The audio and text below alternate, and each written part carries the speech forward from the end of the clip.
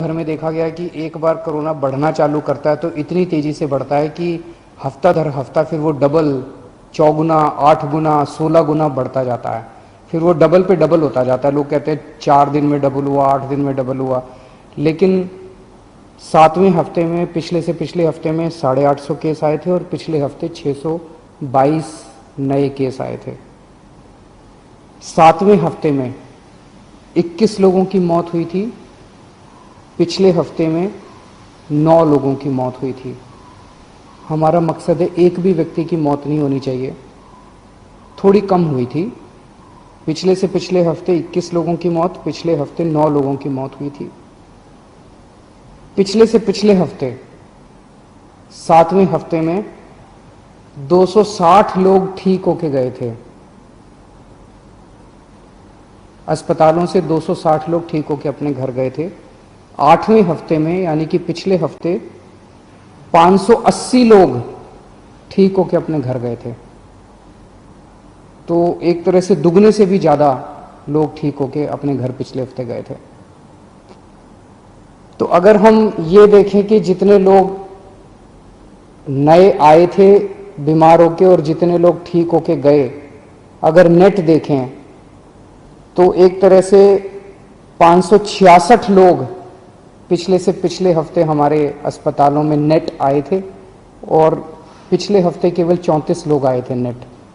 तो एक तरह से पिछला हफ्ता अच्छा रहा। हम सब लोगों ने, आप सब लोगों ने बड़ी कठिनाई के साथ ये जो लॉकडाउन है इसका पालन आप लोग कर रहे हैं, और अगर हम इसी तरह से पालन करते रहें तो मुझे उम्मीद है इस महामारी से हम लोग निजात पा सकते हैं।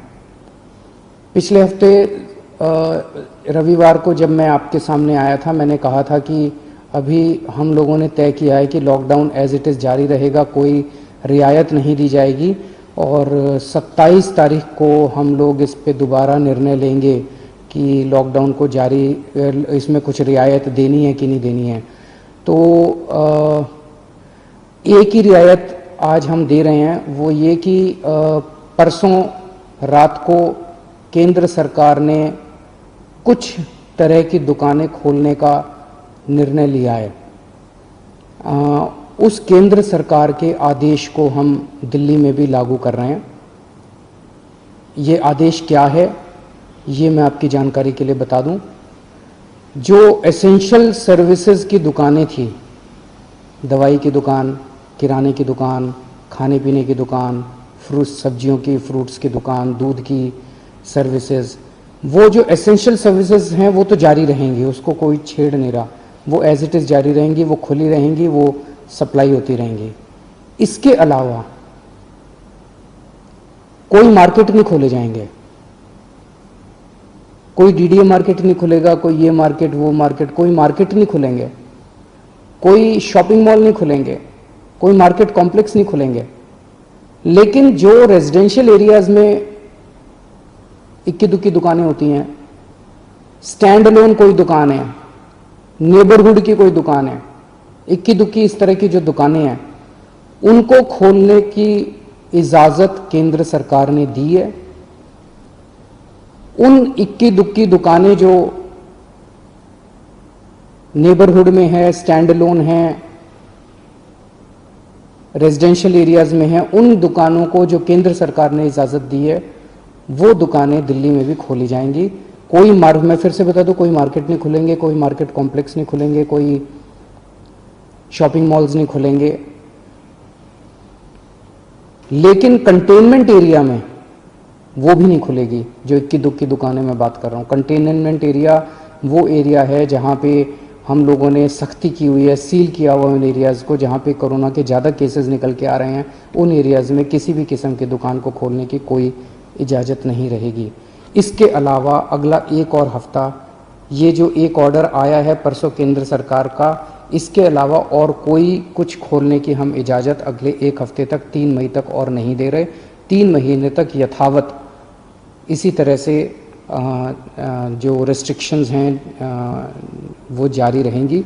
ये हमारे लिए बहुत कठिनाई का समय है। बड़ी कठिनाई से पिछले एक हफ्ते में आप सब लोगों ने मेहनत करके कोरोना को पे काबू पाया है।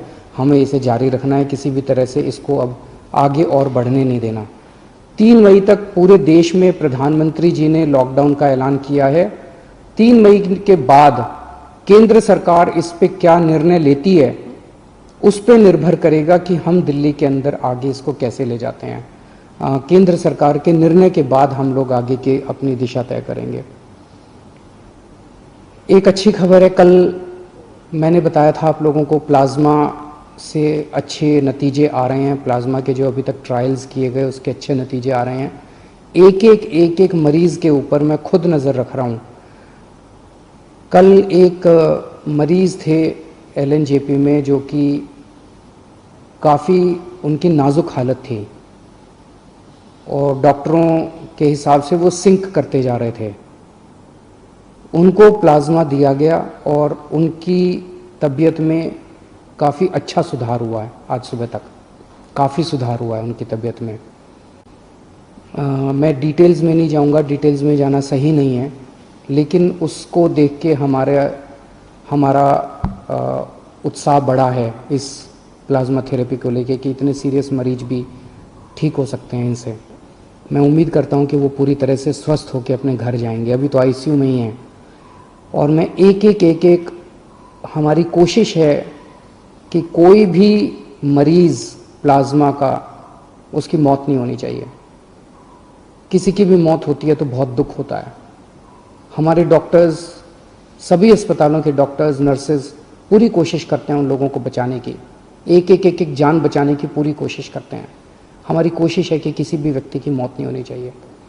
एक व्यक्ति से मैं पर्सनली उसकी खबर रख रहा हूँ, एक मरीज़ की खबर रख रहा हूँ। जो मरीज़ ठीक होके जा रहे हैं उन मरीजों को हम कह रहे हैं कि प्लाज्मा डोनेट करो। एक मरीज़ से मैं भी बात कर रहा हूँ, मेरी टीम भी बात कर रही है और उन्हें प्रोत्साहन देते हैं कि आप डोनेट कीजिए। मुझे बहुत खुशी है कि सब लोग आगे आके दूसरों की जान बचाना चाहते हैं। हर धर्म के लोग, चाहे वो किसी भी धर्म के हो, किसी भी जात के हों, सब लोगों के मन में एक जज्बा है कि मेरी जान बची, अब मैं किस तरह से दूसरों की जान बचा सकता हूँ।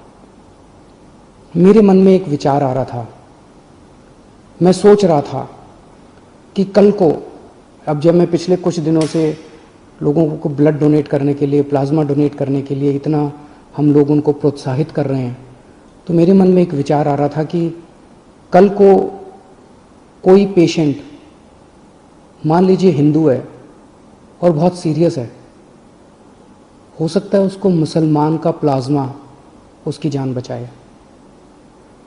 मान लीजिए कोई पेशेंट मुसलमान है, बहुत सीरियस है, हो सकता है किसी हिंदू का प्लाज्मा, हिंदू के शरीर का प्लाज्मा उसकी जान बचाए। भगवान ने जब धरती बनाई थी तो उसने तो इंसान बनाए थे। हर इंसान की 2 आँखें हैं, एक जैसा शरीर है, लाल रंग का खून है, उसी किस्म का प्लाज्मा है। भगवान ने तो हमारे बीच में कोई दीवार पैदा नहीं की। भगवान ने तो किसी किस्म के ये धर्म वो धर्म हमारे बीच में किसी किस्म की खाई पैदा नहीं की। ये तो सब हम ही लोगों ने की हुई है। कोरोना होता है तो सबको होता है ना, कोरोना तो हिंदू को भी होता है, कोरोना तो मुसलमान को भी होता है। और आपके शरीर का प्लाज्मा जब बचाता है तो वो हिंदू का प्लाज्मा भी दूसरे को बचाता है, मुसलमान का प्लाज्मा भी बचाता है। हिंदू का प्लाज्मा मुसलमान को भी बचाता है, मुसलमान का प्लाज्मा हिंदू को भी बचाता है। तो फिर ये दीवारें हम लोगों ने आपस में क्यों पैदा की हुई हैं? कम से कम ये कोरोना की बीमारी से हम ये सीख तो ले सकते हैं। अगर हमारे देश के सब लोग, हिंदू, मुसलमान, सिख, ईसाई, जैन, बौद्ध, हम सब मिलके एक साथ काम करेंगे, प्यार और मोहब्बत से काम करेंगे, तो ये देश को कोई नहीं हरा सकता। इस देश के सामने पूरी दुनिया को झुकना पड़ेगा। हमारा देश इतना अच्छा है, और अगर हम बट गए, आपस में लड़ते रहे, तो फिर कोई उम्मीद नहीं बचती है।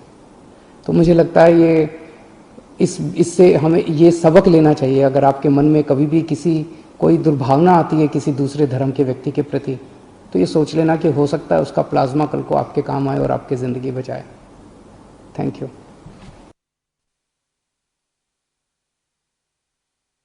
प्रेस कॉन्फ्रेंस करके सीधे तौर पर उन्होंने ये बात कह दी है कि केंद्र सरकार की तरफ से जो रियायत दी गई है उनमें से सिर्फ जो दुकानें खोलने की बात की गई है, दिल्ली में भी इस रियायत को इंप्लीमेंट किया जाएगा अब, यानी कि दिल्ली में भी तमाम जो रेसिडेंशियल एरियाज में दुकानें हैं उनको खोलने की इजाजत दे दी गई है। मार्केट पूरी तरीके से बंद रहेगी और किसी भी तरह का जो शॉपिंग कॉम्प्लेक्स है वो भी नहीं होगा।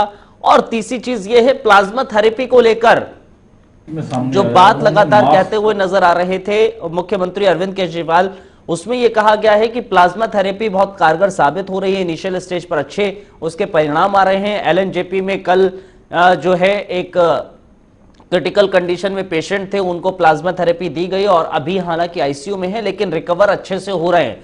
तो दिल्ली में प्लाज्मा थेरेपी को लेकर जाहिर तौर पर अभी जिस तरह से मुख्यमंत्री अरविंद केजरीवाल कह रहे हैं वो समझ में आ रहा है कि प्लाज्मा थेरेपी एक कारगर हो सकती है साबित। अभी इनिशियल स्टेज पर बेहतर इसके परिणाम आते